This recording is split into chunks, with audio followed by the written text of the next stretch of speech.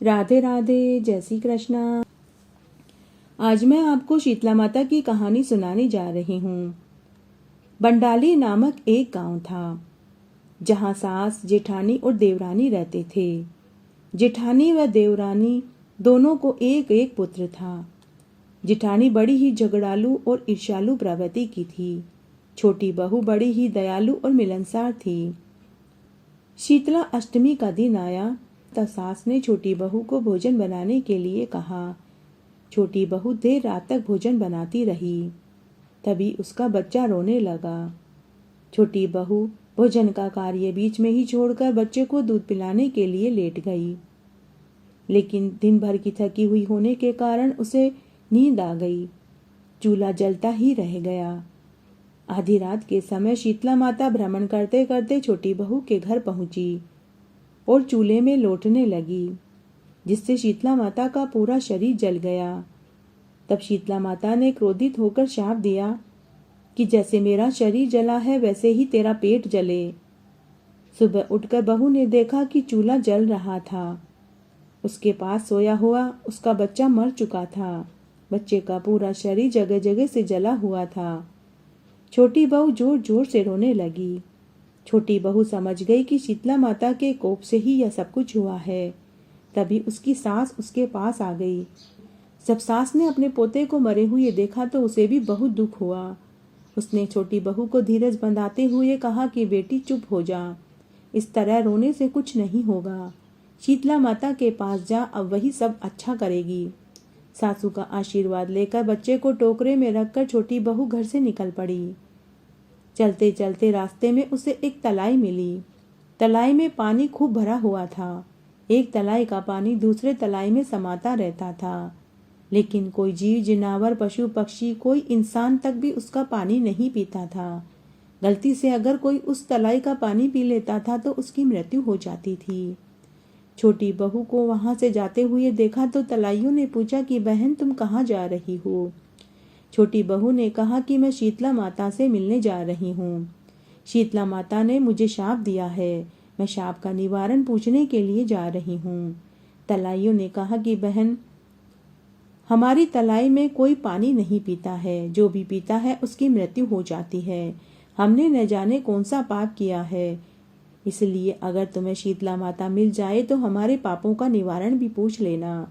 छोटी बहू ने कहा कि जरूर पूछ लूंगी।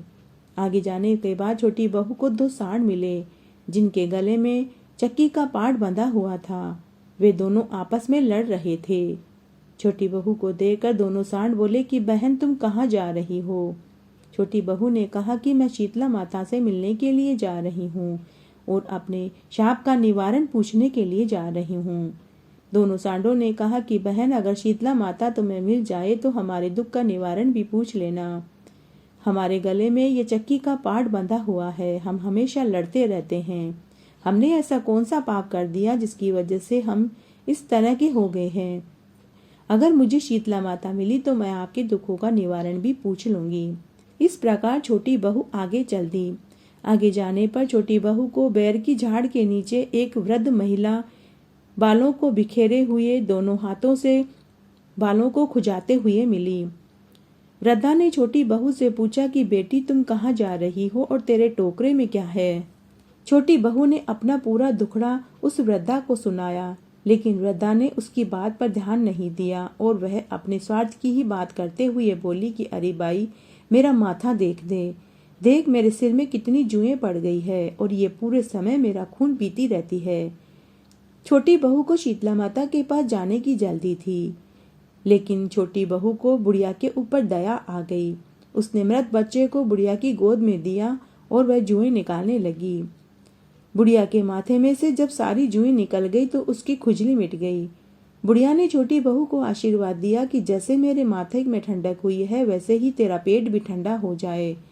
उसी समय एक चमत्कार हुआ। बुढ़िया की गोद में पड़ा उसका बच्चा जीवित हो गया। छोटी बहू को बहुत आश्चर्य हुआ। वह समझ गई कि ये बुढ़िया कोई और नहीं, स्वयं शीतला माता है। छोटी बहू वृद्धा के चरणों में गिर पड़ी और क्षमा याचना करने लगी। तो उस वृद्धा ने साक्षात शीतला माता के रूप में उस छोटी बहू को दर्शन दिए। तब शीतला माता छोटी बहू से बोली कि बेटी तू वापस अपने घर जा, तेरा घर अन्न धन के भंडार से भर जाएगा। छोटी बहू जैसे ही जाने लगी तो उसे रास्ते में मिले सभी दुखियों की याद आई। तब छोटी बहू ने तलाइयों के शाप का निवारण पूछा। शीतला माता ने कहा कि बेटी ये पूर्व जन्म में सौतन थी और आपस में हमेशा लड़ाई किया करती थी। इन्होंने कभी किसी की मदद नहीं करी, यहाँ तक कि किसी को छाछ दही दूध देती थी तो पानी मिला करके देती थी। ये उन्हीं पापों का फल भोग रही है। बेटी तुम उनकी तलाइयों का पानी पी लेना, जिससे तलाई का पानी अमृत के समान मीठा हो जाएगा। उसके बाद छोटी बहू ने दोनों सांडों के शाप का निवारण पूछा। शीतला माता बोली कि बेटी ये पूर्व जन्म में देवरानी जिठानी थी। दोनों आपस में लड़ाई किया करती थी, कोई दलना खाड़ना पीसना तक भी नहीं करती थी।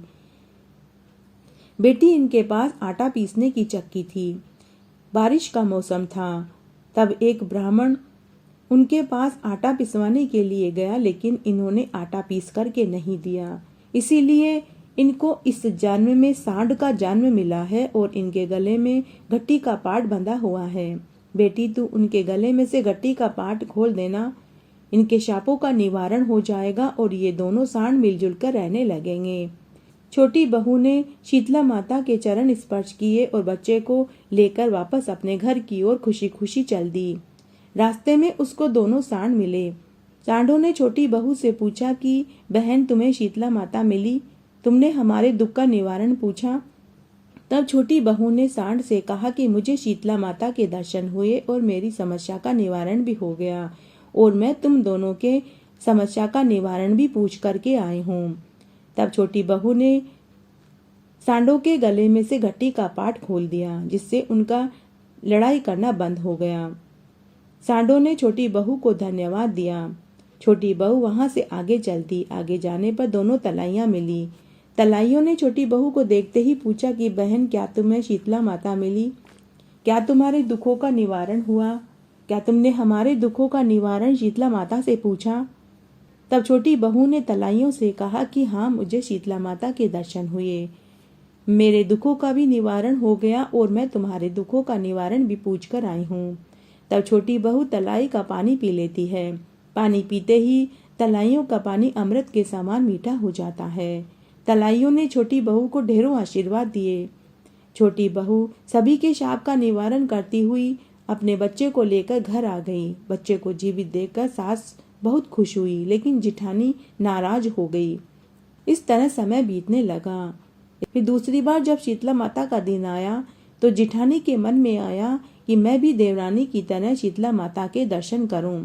ऐसे ही दर्शन मुझे भी मिलने चाहिए, अतः मैं भी ऐसा ही करूंगी जैसा कि देवरानी ने किया था। ऐसा विचार करके जिठानी जानबूझकर चूल्हा जलता हुआ छोड़कर सो गई। मध्यरात्रि में शीतला माता जिठानी के घर गई। जलते चूल्हे में शीतला माता लौटने लगी तो उसका पूरा शरीर जल गया। शीतला माता ने जिठानी को शाप दिया कि जिस तरह मेरा शरीर जला है वैसा ही तेरा पेट जले। दूसरे दिन जिठानी ने उठकर देखा तो उसका लड़का मरा हुआ था। लड़के को मरा हुआ देखकर भी जिठानी दुखी नहीं हुई बल्कि खुश हो गई। तब जिठानी ने लड़के को एक टोकरे में रखा और शीतला माता को ढूंढने के लिए घर से निकल पड़ी। रास्ते में उसे तलाइयां मिली। तलाइयों ने जिठानी से पूछा कि बहन तुम कहाँ जा रही हो, क्या तुम हमारा एक काम कर दोगी?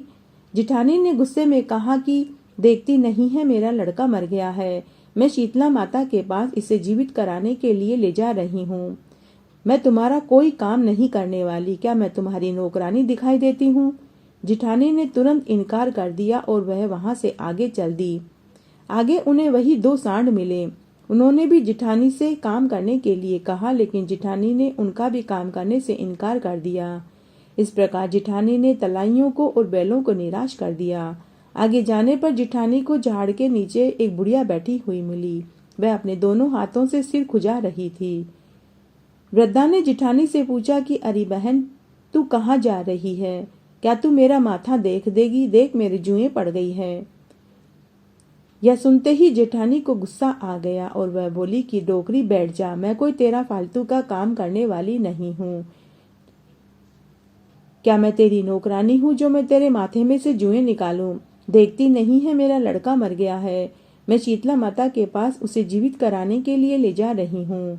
इस प्रकार बुढ़िया के वेश में शीतला माता को वह न पहचान पाई। इस प्रकार बुढ़िया को छिड़क कर पूरे दिन वह मरे हुए लड़के को लेकर इधर उधर घूमती रही, लेकिन कहीं भी शीतला माता के दर्शन नहीं हुए। थक हार कर रोती बिलखती हुई मरे हुए बच्चे को लेकर शाम को वह घर वापस आ गई। बुढ़िया के रूप में शीतला माता को जेठानी पहचान नहीं सकी। उसने किसी का भी भला नहीं किया, जिसका परिणाम जेठानी को भुगतना पड़ा। मृत लड़का जीवित नहीं हुआ, कर्म तो भुगतने ही पड़ते हैं। देवरानी ने अच्छे कर्म किए तो उसे शीतला माता के दर्शन हुए। हे शीतला माता, जैसे आपने देवरानी को दर्शन दिए, जैसा फल आपने देवरानी को दिया, वैसे सबको देना। कहानी कहने वाले को, सुनने वाले को और हुकारा भरने वाले को।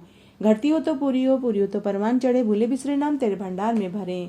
इस तरह आज मैंने आपको शीतला माता की एक कहानी सुनाई। मेरे साथ बने रहने के लिए आपका धन्यवाद। आगे की कथा कहानी के लिए भी आप इसी तरह मेरे साथ बने रहें। धन्यवाद।